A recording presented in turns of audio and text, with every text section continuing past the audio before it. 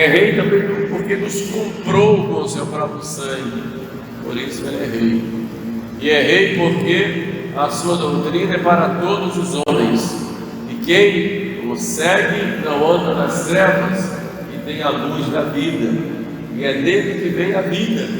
Nele estava a vida, nos diz São João, nele estava a vida, e a vida era a luz dos homens, e a luz brilha nas trevas, mas as trevas não o compreenderam, no sentido de não tiveram domínio sobre ele, porque ele sempre sobressai, porque é luz. Portanto, ele diz bem claro: vinde a mim todos vós que estáis cansados e fatigados, eu vos aliviarei. Vinde a mim todos, e quando eu for elevado na cruz, eu atrairei todos a mim.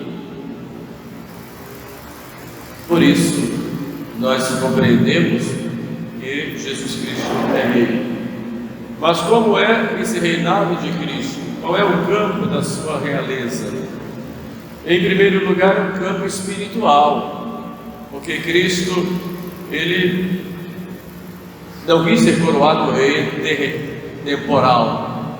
Quando foram coroar um rei, porque ele tinha feito a multiplicação dos pães, ele fugiu. Os próprios apóstolos esperavam um rei político, um rei que viesse libertar o povo do jugo dos romanos, um rei que viesse estabelecer um reinado temporal apenas. Não é assim. Tanto que muitos se escandalizaram quando ele vai à cruz, não poderiam imaginar o Messias, um rei poderoso, que fosse crucificado, e alguns chegaram a ficar desolados, achando que estavam decepcionados.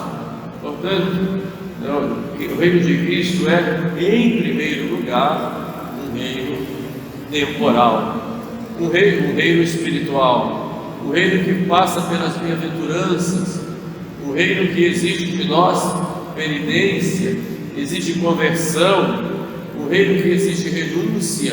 Quem quiser ser meu discípulo, negue-se a si mesmo, tome a sua cruz e siga-me. Um reino que exige pobreza espiritual, bem-aventurados os pobres de espírito. Um reino que exige lágrimas pelos nossos pecados e pelos pecados dos homens.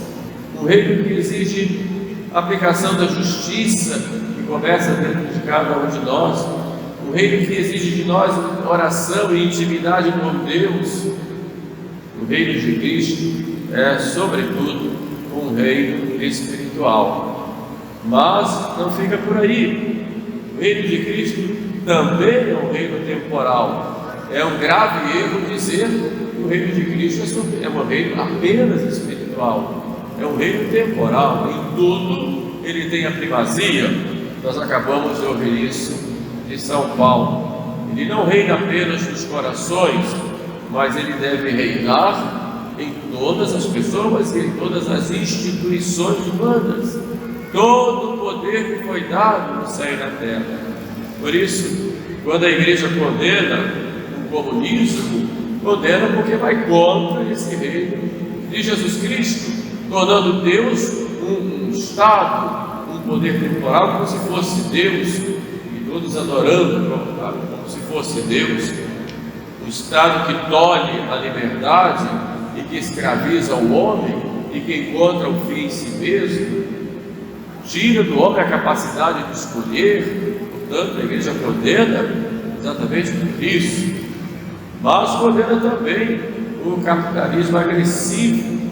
A igreja não tem posição no sentido de escolhe um lado ou outro. Ela condena o capitalismo agressivo também, quando tolhe a liberdade do homem e quando transforma o homem apenas num objeto para obter lucro em si mesmo, e quando desvirtuam o próprio sentido humano de imagem e semelhança de Deus e o transforma apenas num objeto.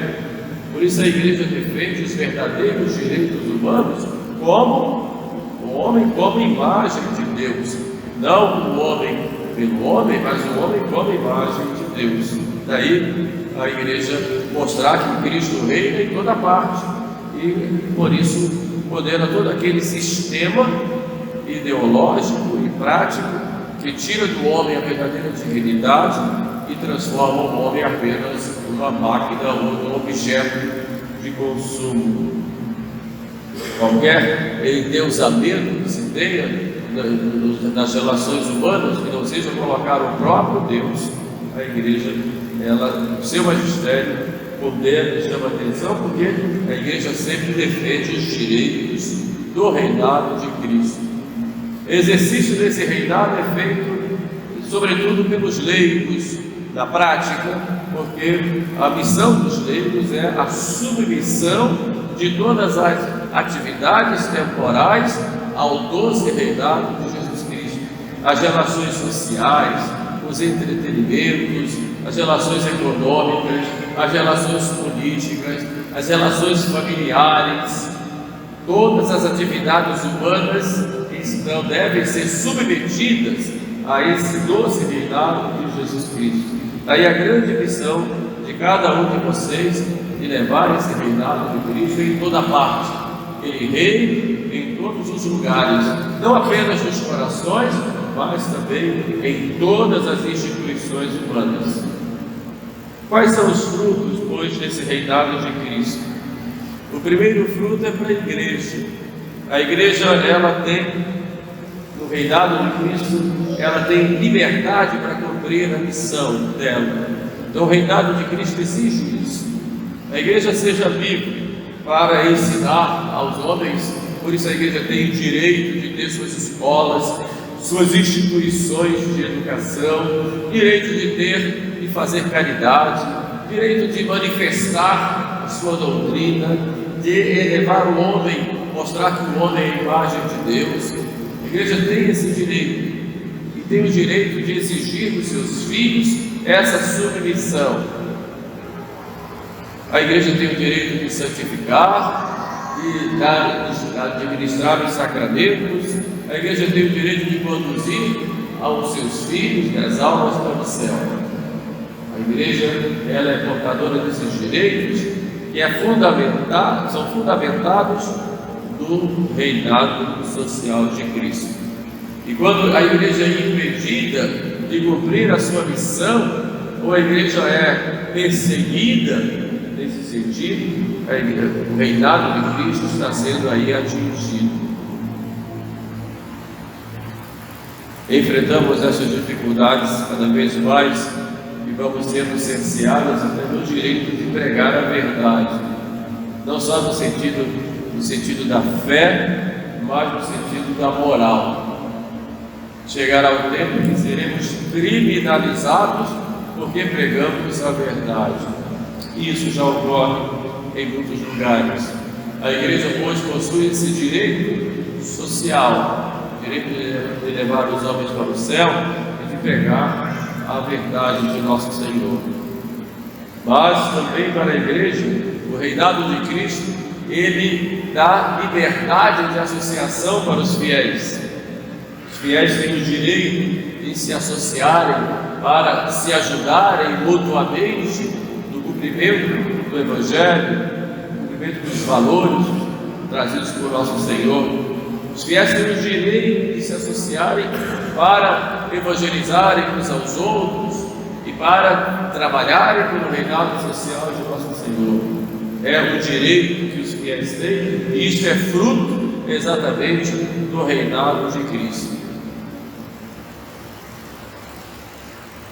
Aquelas nações onde esse direito é cerceado promovem uma verdadeira perseguição ao direito fundamental que tem todo ser humano de se associar e todo católico de dentro da igreja se reunir para pregar o Evangelho sob a direção da hierarquia. Mas o reinado social de Cristo não é apenas para a igreja para garantir a sua liberdade.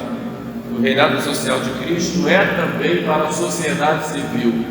Todos devem se submeter a esse reinado. Ele tem a primazia e as autoridades, elas têm o dever de estabelecerem leis que administrem a justiça, seguindo os princípios do Evangelho, respeito à formação de valores humanos e morais de acordo com o reinado de nosso Senhor. E quando o poder humano sai desses limites da vontade de Deus, o poder humano se autodiviniza, e esse poder exige, como se fosse o próprio Deus, uma submissão absoluta. Esse poder humano torna-se a besta do Apocalipse, imagem do poder imperial perseguidor, como diz o livro do Apocalipse, ébrio do sangue dos santos e do sangue dos mártires. O Estado não é Deus, ele está a serviço dos homens e de Deus para o bem comum e para conduzir os homens no caminho do céu. E quando extrapola esse direito, exigindo dos homens submissão absoluta, ele perde então o seu próprio direito e abusa dele. Embora tenha esse direito, corrijo aqui, não perde, mas ele abusa desse direito e torna-se, como diz o próprio magistério da igreja, a besta do Apocalipse. O reino de Cristo, o reino social, também tem seus frutos em nós, e primeiro em nós.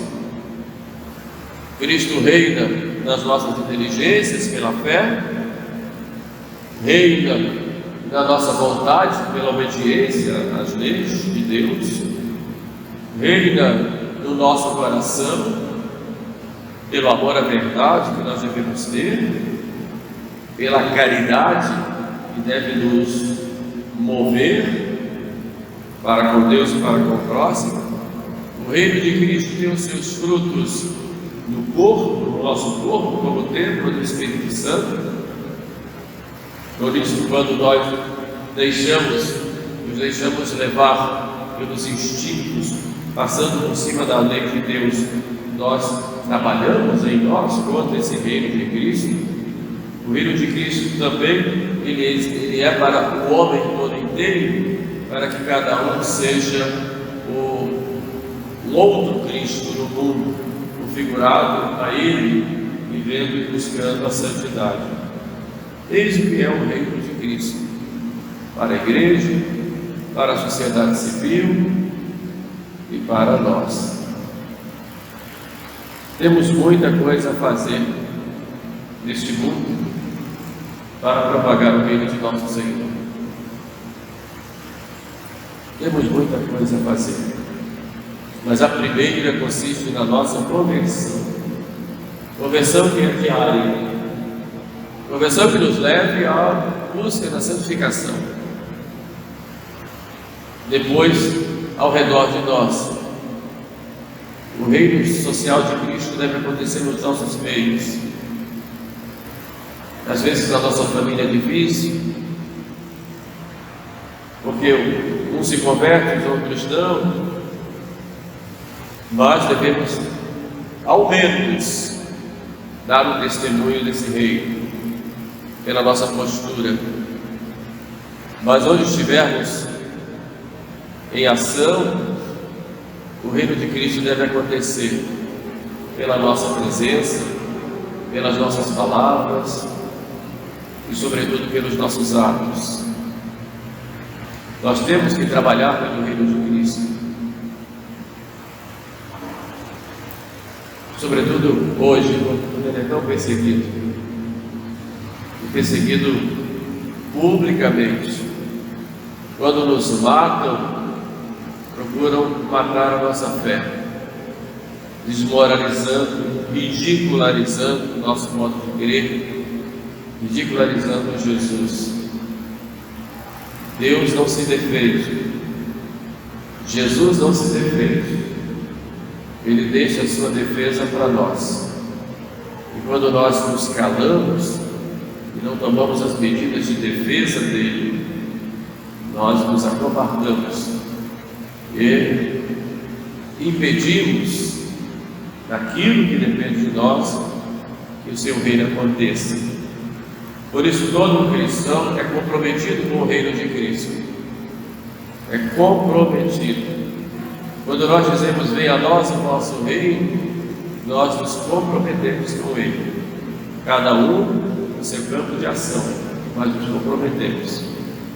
Pensamos hoje, pois, a Nossa Senhora, a nossa Rainha e Rainha de Misericórdia, que nos conserve unidos a seu Filho, que vivamos a alegria deste reino.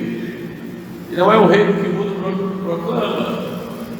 O reino que se proclama hoje é um reino abstrato. Nem se fala em Jesus, fala no reino, mas o reino é apenas um movimento mundial, de uma ordem mundial, em que todos têm uma espécie de religião ecológica, e todos se juntem pela paz, mas uma paz que nunca acontece, porque a verdadeira paz é a paz de Deus. É algo assim meio vago, meio nebuloso, como se ele fosse uma espécie de anestesia coletiva, mas não o reino de Cristo. É esse reino que nós queremos, e que a Virgem Maria, nossa mãe, nos inspire e nos ajude a vivermos o reino de seu Filho. Amém.